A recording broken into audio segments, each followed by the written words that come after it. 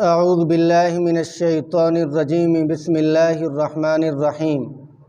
معزز و مکرم سامعین گرامی، آج کا ٹائٹل، آج کا موضوع تعزیت کے عنوان کے بارے میں ہے۔ اکثر لوگ تعزیت کرتے وقت سنت زندہ نہیں کرتے۔ آج میں آپ کے سامنے تعزیت کا مسنون طریقہ اور تعزیت کرتے ہوئے ہاتھ اٹھا کر دعا مانگنے کا، اس کے متعلق صحیح تفصیل آپ کے سامنے عرض کروں گا۔ ویڈیو شروع کرنے سے پہلے آپ نے صرف ایک بات پر عمل کرنا ہے کہ آپ نے دھیان سے سننا ہے، توجہ کے ساتھ سننا ہے، تاکہ کوئی بات مس نہ ہو جائے، کوئی بات رہ نہ جائے۔ سب سے پہلی گزارش یہ ہے کہ اگر آپ میرے چینل پر نئے ہو تو مجھے آپ کی سپورٹ کی ضرورت ہے۔ میں آپ کی روزمرہ کے دینی مسائل بھیجا کروں گا۔ میرے چینل کو سبسکرائب بھی ضرور کریں اور بیل آئیکن کا بٹن بھی دبا دیں تاکہ ہر ویڈیو میری آپ تک آسانی کے ساتھ پہنچ سکیں، اور کوئی کومنٹس بھی پیارا سا لکھ کر دیں۔ میرے دوستو، تعزیت کسے کہتے ہیں؟ تعزیت کا مطلب یہ ہے کہ جہاں فوتگی ہو جائے، جہاں کوئی بندہ مر جائے تو وہاں کے لوگ ایک حجرے میں، ایک بیٹھک میں بیٹھ جاتے ہیں تاکہ باہر سے آنے والے لوگوں کی جو حوصلہ افزائی والے الفاظ ہیں، یعنی جو تعزیت کرنے کے لیے آتے ہیں، ان کی تعزیت وصول کی جائے۔ میرے دوستو، پہلی بات تو یہ ہے کہ تعزیت کا سب سے افضل طریقہ اور بہترین وقت تدفین سے پہلے ہے، کہ جب مردہ ابھی دفن نہیں ہوا، ابھی گھر پر ہے، تو اس وقت تعزیت کا سب سے بہترین طریقہ ہے کہ ابھی تدفین نہیں ہوئی، ابھی نیا صدمہ ہے، دل کے اوپر زخم بھی لگے ہوئے ہیں بھائی کی وفات کے، یا والد کی جدائی کے، یا ماں کی جدائی کا صدمہ ہے، تو اسی وقت چونکہ آدمی کے دل پر چوٹ بھی لگی ہوئی ہوتی ہے، تکلیف کی شدت بھی زیادہ ہوتی ہے، ٹینشن بھی زیادہ ہوتی ہے، تو اس وقت کی ہوئی تعزیت کارآمد ہوتی ہے۔ اس وقت اس بندے کو ورثاء میں سے جس کی ہم تعزیت کر رہے ہیں، حوصلہ افزائی کی زیادہ ضرورت ہوتی ہے، تسلی کی زیادہ ضرورت ہوتی ہے۔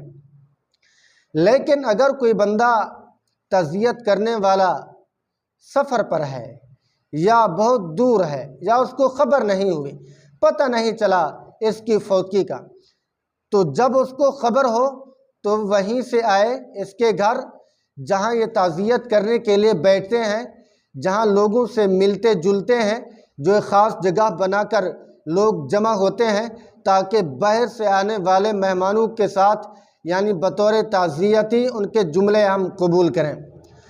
تو تعزیت کے اندر کون سا جملہ ادا کرنا چاہیے، کون سی بات کہنی چاہیے؟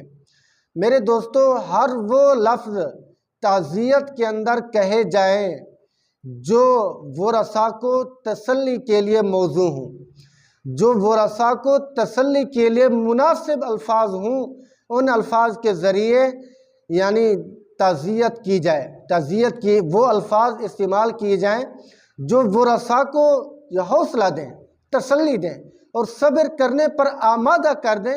ان الفاظ کے ذریعے سے یعنی تعزیت کی جائے، پہلی بات۔ اور دوسری بات یہ ہے کہ تعزیت کے دوران جو ہاتھ اٹھا کر دعا مانگی جاتی ہے، یہ بالکل شریعت کے خلاف ہے۔ اگر اس کو لازمی سمجھا جائے، ضروری سمجھ کر دعا کی جائے، اور بلند آواز سے کہا جاتا ہے بھائی دعا کر لو، بھائی دعا کر لیں، ہاتھ اٹھائیں، تو جو باہر سے آنے والا مہمان ہوتا ہے وہ بلند آواز سے دعا کرواتا ہے۔ میرے دوستو، اس کا شریعت سے کوئی ثبوت نہیں ہے۔ شریعت میں اس کی کوئی یعنی ایسی حدیث یا ایسی روایت موجود نہیں ہے جو دعا یعنی تعزیت کے دوران ہاتھ اٹھا کر بلند آواز سے دعا مانگی جاتی ہے۔ اس کے لیے کوئی ثبوت نہیں۔ ہاں، اگر مغفرت کے نیت سے بلا التزام کیے، یعنی ضروری نہ قرار دیا جائے، لازمی نہ سمجھا جائے، بغیر ضرورت کے، بغیر ضروری سمجھے ہوئے تو اگر کسی نے مغفرت کی نیت سے دعا کرا دی یہ ٹھیک ہے، لیکن اگر اس کو ضروری قرار دیا جائے، اس کے بغیر مہمان کی تعزیت نامکمل سمجھی جائے تو یہ بدعت میں شامل ہو جائے گا۔ یہ اس کو لازمی قرار دینا درست نہیں ہے۔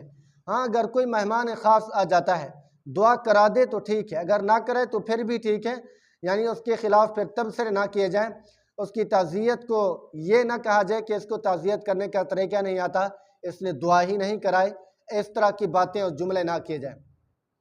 ایک بات تو یہ ہو گئی، اور دوسری بات یہ ہوتی ہے کہ جب ورثاء سے ملے تو ایسے الفاظ کہے کہ اس کی غم ہلکا ہو جائے، ایسے الفاظ نہ کہے کہ اس کے غم میں اضافہ ہو جائے، بجائے تسلی کے اس کے غم کو ہم بڑھا کے آ جائیں، اس طرح کے الفاظ نہیں کہنے چاہیے، بلکہ تسلی والے جملے ادا کریں جس سے اس کا غم بالکل ہلکا ہو جائے، اس کو صبر یعنی صبر کا دلاسا مل جائے، ٹھیک ہے۔ تو اور جو تعزیت کے وقت جو دعا ہوتی ہے وہ بھی دعا پڑھی جائے تو وہ بھی ٹھیک ہے۔ تعزیت کرتے دوران جو آدمی یعنی جو ورثاء کو بطور دعا کے جملے کہتا ہے وہ دعا بھی پڑھ دے تو بہت اچھی بات ہے۔ وہ دعا سکرین پر آپ کو نظر آ رہی ہے تو اس دعا کو پڑھ کر سنا دے تو ٹھیک ہے۔ اگر جو الفاظ اپنی زبان میں اس کو یاد ہوں ان الفاظ کے ذریعے سے اس کو تسلی دینا یہ تعزیت ہو جائے گا، یا فون پر بھی ہم گویا کہ تعزیت کر سکتے ہیں۔ تو یہ تھا تعزیت کا مکمل طریقہ جو میں نے آپ کو بتا دیا ہے۔ خلاصہ اب ان باتوں کا یہ ہے، پہلی چیز یہ ہے کہ تدفین سے پہلے تسلی دے، اگر تدفین سے پہلے تعزیت نہیں کر سکتا تو 3 دنوں کے اندر اندر تعزیت کر لے، اگر پھر بھی نہیں کر سکتا تو جب اس کو موقع ملے، جب اس کو یاد آئے تو چلا آئے تو تعزیت کے لیے وہ الفاظ استعمال کریں جو ان کی تسلی، ان کے غم کو ہلکا کر دیں، ٹھیک ہے۔ اور ہاتھ اٹھا کر دعا مانگنے کو ضروری نہ سمجھے، اور تسلی کے لیے، تعزیت کے لیے اس دعا کو پڑھ لے تو یہ بھی بہتر ہے جو آپ صلی اللہ علیہ وسلم سے ثابت ہیں۔